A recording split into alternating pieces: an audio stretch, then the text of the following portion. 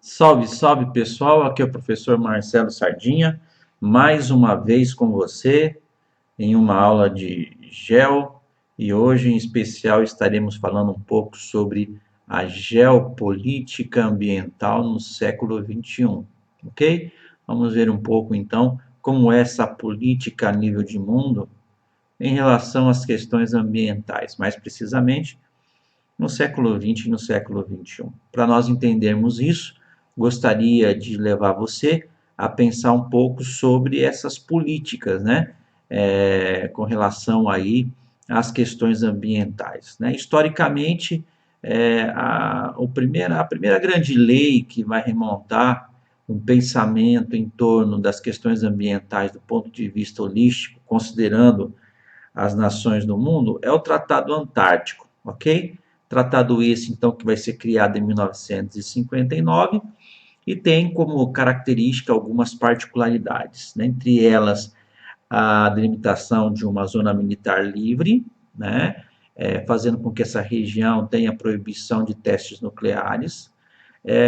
O Tratado Antártico prevê também uma liberdade de investigação científica e a troca de materiais e informações científicos entre membros do tratado, ok? São 41 membros hoje, na atualidade, né, vários países, inclusive o Brasil aí, né? O Brasil é signatário, então, é, desde o início, né? E dentro desse contexto, a base que o Brasil tem é nas Ilhas Shetland aqui, Shetland do Sul, próximo à Ilha Elefante, e fica bem nesse ponto aqui. Você tem áreas de reivindicação de territórios na Antártica. Nós tínhamos uma base aqui que acabou pegando fogo em 2012 e esse é o projeto de desenvolvimento dele, onde esses dias mesmo, agora em 2020, tivemos a, a reinauguração. Ok? Então, o primeiro grande tratado que envolve meio ambiente a nível de mundo é a partir do ano de 1959 e é o famoso Tratado Antártico, ok? Beleza. Então, os problemas ambientais a nível de mundo começam a tomar um corpo muito grande com relação à hidrosfera, às poluições da atmosfera, e a preocupação ela acaba sendo, do ponto de vista prático, uma preocupação com relação a todos os países. Então, é a partir da década de 60 que nós temos os primeiros movimentos que vão tentar organizar o mundo em torno das questões ambientais, tá? Quem vai, de fato, angariar todas essas questões e desenvolver políticas de encontros vai ser a ONU, tá? Então, é lá no ano de 1968 que nós temos a Conferência da Biosfera, né? Essa conferência aqui, ela foi realizada ali nos idos dos anos de 1960 e aprofunda no ano de 1972, tá? O Strong é um cara importante, ele que vai ser o fundador do organismo da ONU, que vai se desenvolver, então, essas políticas aí, que é o Programa das Nações para o Meio Ambiente, tá? Então, em 68 nós tivemos a Conferência da Biosfera, o discurso científico, né? O homem é biosfera, foi tratado aí, né, dentro dessa reunião, através de um programa. E aqui, então, nós temos o levantamento das primeiras indagações sobre as questões ambientais e o problema ser holístico, tá? Mas é somente a partir da década de 70 que você tem algumas reuniões práticas e controladas pela ONU que vai fazer com que nós tenhamos políticas em torno do meio ambiente. A primeira conferência, então, ela é em Estocolmo, temos aqui uma imagem que mostra isso para você. E é o momento, então, que se discute muito os problemas, né, em torno da questão ambiental, a poluição atmosférica, o crescimento da população mundial e a pressão sobre os recursos naturais, especialmente os hídricos, né, a desertificação, os solos, né, a industrialização, os impactos ambientais, uma imagem aqui que mostra a poluição da atmosfera. Então, já desde 70 nós tínhamos essas preocupações aí que envolve as questões ambientais, tá? Então, Estocolmo, Suécia foi a primeira grande reunião que envolve aí as questões ambientais, tá? Década de 70, então, em Estocolmo, né? nós temos aí a criação do Programa das Nações Unidas para o Meio Ambiente, o PNUMA, criado em 72, né? E em 77 nós tivemos então a Conferência das Nações Unidas sobre Desertificação, uma preocupação muito grande já com as questões de exploração para a agricultura e estresse hídrico, né? Então é importante a gente estar atento com relação a isso aí. Nessa mesma época, uma preocupação muito grande com relação às questões da atmosfera, e mais lá na frente nós vamos ver, é nesse período que vai ser desenvolvido o Protocolo de Montreal, tá? Então, em 1982, nós tivemos a segunda grande reunião, ela vai ser lá em Nairobi, no Quênia, né? E aí, essa reunião, ela se pautou para levantar informações, dados e avaliar principalmente aí aquilo que não foi desenvolvido na prática a partir da Conferência de Estocolmo, tá? Então, 1982 é importantíssimo aí. Essa década vão acontecer algumas coisas, como o acidente em Chernobyl, uma preocupação muito grande com relação às questões nucleares, tá? Mas é aqui nessa década dos anos de 1980, tá? Lá por volta de 84, 85, 86, 87, que a primeira-ministra da Noruega, tá? A Gro Harlem Brundtland, vai desenvolver um relatório que é o chamado Nosso Futuro Comum. É esse nosso futuro comum que começa a difundir, incutir na cabeça das pessoas a visão da ONU sobre o desenvolvimento sustentável, que é um desenvolvimento que você pode avançar sobre os recursos naturais, mas você busca conservá-los para futuras gerações, tá? E aqui uma imagem que mostra para você aí a reunião lá em Nairobi, no Quênia, tá? Então, fiquem atentos aí com relação a essas questões. Bom, década de 90, então, temos a famosa Eco 92, né, que foi realizada no Rio de Janeiro, a Rio 92. Aqui as imagens mostram isso para você, né?